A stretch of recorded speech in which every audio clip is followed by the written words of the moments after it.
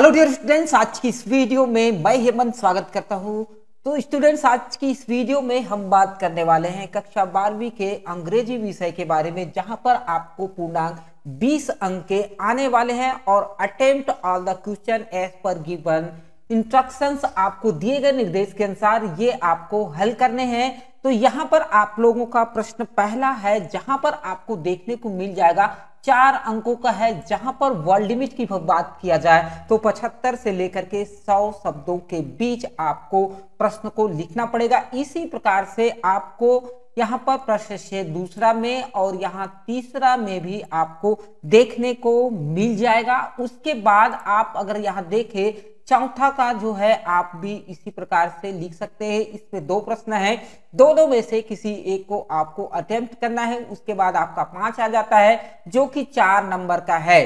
तो इस प्रकार से पूरे 5 प्रश्न जो है पूरे 4-4 नंबर के हैं। तो आपको बहुत ही सावधानी पूर्वक बनाना है। और किस प्रकार से बनाना है, यहाँ पर हमने लेकर के आ गया है नवंबर का असाइनमेंट क्लास, जहां पर 12th का है, इंग्लिश का है। आप लोग इसी प्रकार से इसको जरूर से बनाएंगे। तो यहाँ पर आपको देखने को मिल जाएगा जो भी आंसर है उसका आंसर आपको किस प्रकार से लिखना है।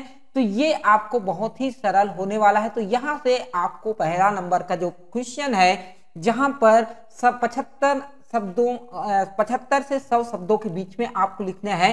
क्वेश्चन नंबर 1 आपको देखने को मिल जाएगा। तो why was the crafter so talkative and friendly with the peddler. तो यहाँ आंसर में अबाउट द चैप्टर, तो चैप्टर के बारे में सबसे पहले आपको लिख लेना है कि इस चैप्टर में क्या कहा गया है।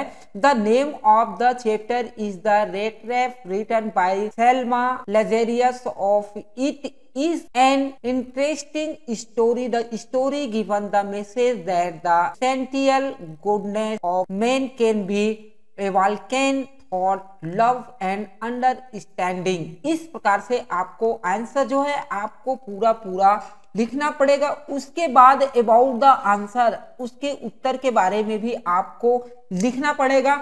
अगर आप भी इसी प्रकार से लिखना चाहते हैं तो इसको जरूर से लिख सकते हैं। चाहे तो आप वीडियो पॉज करके भी लिख सकते हैं, या तो फिर आप जो है इसको अपने जो टीचर्स के द्वारा, आपके गुरुजन के द्वारा जो बताया गया आंसर है उसका उपयोग जरूर से कर लीजिए। तो यहाँ पर आपको देखने को मिलेगा the peddlers was a stranger to the old crafter but he did not suspect him, ऐसे करके पूरा आपको फ्रेंडली विद द पैडलर्स तक आपको पूरा लिखना पड़ेगा। तो आपको कहीं ना कहीं अच्छा सा ये नंबर देकर कर चले जाएगा। उसके बाद क्वेश्चन नंबर 2 आपको यहाँ पर भी ऐसी ही क्वेश्चन आया हुआ है। यहाँ कहता है कि what made the peddler accept Edla Williamson invitation. तो यहाँ पर भी आपको सबसे पहले अबाउट द आंसर, अपने उत्तर के बारे में लिखना है कि आप इसके बारे में क्या लिखना चाह रहे हैं, उसके बारे में आपको बताना है इस उत्तर के बारे में। तो यहाँ पर लिखना है the iron master mistook the peddler for one of his old friends, he invited the peddler to his home but the peddler declined the invitation. Then the enrolled master's young daughter Edla Williamson came. She did not hate him for his shabby clothes। इस प्रकार से आपको लिख लेना है। उसके बाद आपको यहाँ पर एक लाइन और लिखना है। She looked at him compassionately. He requested him to stay with them on the Christmas Eve. Her manner was so friendly that the peddler accepted the invitation। इस प्रकार से आपको जो है आंसर लिख लेना है। उसके बाद आपका क्वेश्चन नंबर में भी आपको वही करना है। How did Kirle make sure that he was not in the present time। इसका आंसर भी आपको कुछ इसी प्रकार से लिख लेना है। अबाउट द चैप्टर, सबसे पहले चैप्टर के बारे में लिखना है। तो ये चैप्टर आपको क्या कहना चाहता है, किस बारे में है, उसको आपको लिखना पड़ेगा। The name of the chapter is the third level written by Jack Finney. This story express men's desire to escape from the real times of life. इस प्रकार से आपको पूरा जो है इसको लिख लेना है, तो आपको बहुत अच्छा नंबर दे करके ये आंसर जो है दे करके जाने वाला है।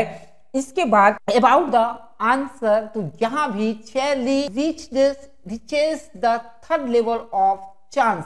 He finds that he has reached the past to make sure he walks to a newsboy and glances at the stock of newspapers. The boy selling the newspaper, the world Charlie know that he world has not been published for many years. He reads the headlines. It is about President Cleveland. इस प्रकार से आपको लिखना है।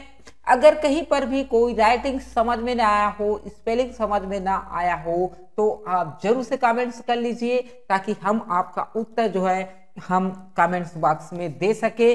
Grow more trees to reduce pollution, right. And यहाँ पर आपको 150 शब्दों से 200 शब्दों के बीच में ग्रो मोर ट्रीज के बारे में आपको लिखना है कि रिड्यूस पॉल्यूशन के बारे में।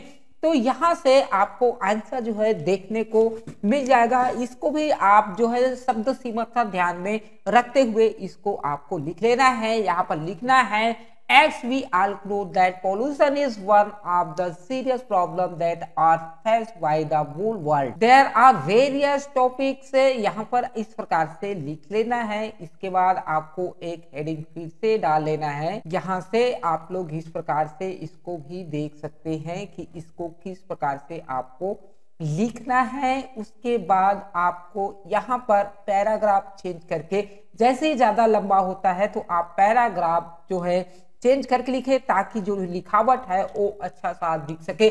जैसे हमने यहाँ पर पैराग्राफ चेंज किया है, these are very helpful for us as they provide us with many useful things like food.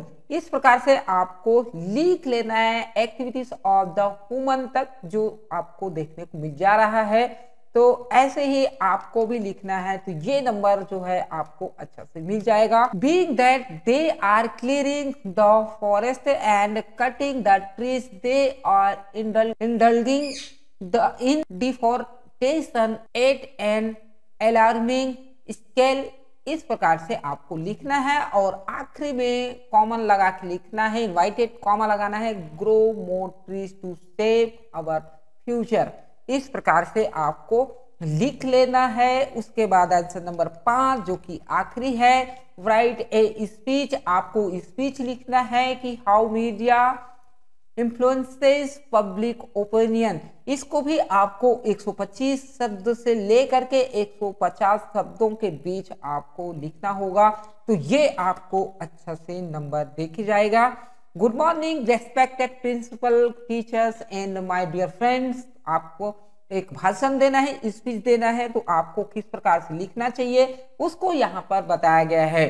Today I am stand here to express my concern on how media influences public opinion. Media is a powerful weapon in any dometry as it keeps people updated with the recent changes and development in the society. इस प्रकार से आपको लिखना है कि यहाँ पर आप लोग देख सकते हैं। चाहे तो ये उत्तर जो है बहुत ही सरल भाषा में और बहुत ही स्पष्ट तरीके से लिखा गया है। कहीं पर भी आपको समझ में नहीं आता तो आप लोग कमेंट्स जरूर कर लीजिए।